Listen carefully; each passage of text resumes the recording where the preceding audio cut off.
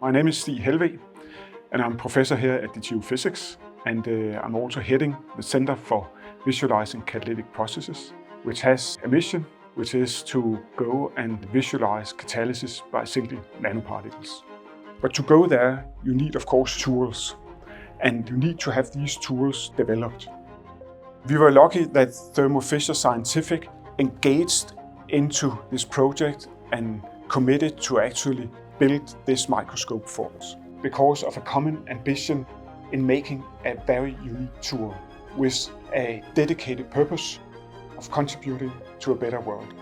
Both sides benefit from this collaboration. Like Steve mentioned, they bringing the expertise to know how to build atomic resolution microscopes to hit half angstrom resolution. And DTU/prior experience from Topsy brings in this knowledge, what research we need to enable, and then how do we translate that back and saying how can we insert gases in a safe way that in principle we don't sacrifice the resolution of the microscope while enabling catalysis research. That means not compromising the chemical composition and properties of having gas flowing and high temperatures inside the microscope, and while not compromising the ultimate resolution limit of the microscope.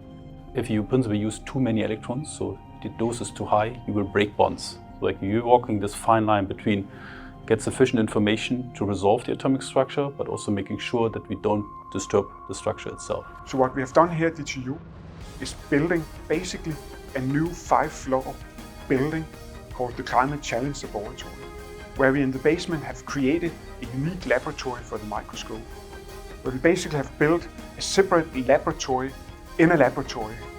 To have the ultimate resolution, you need to have the microscope at rest. That means nothing should move, nothing should expand, nothing should shake it. Block of concrete underneath the microscope, not shaking it. Build a shell around it that we're not affected by electromagnetic stray fields. So I expect that this microscope will really be an enormous enabler in this interdisciplinary environment on tackling one of the most important challenges ahead of us, namely the green transition to a more sustainable society.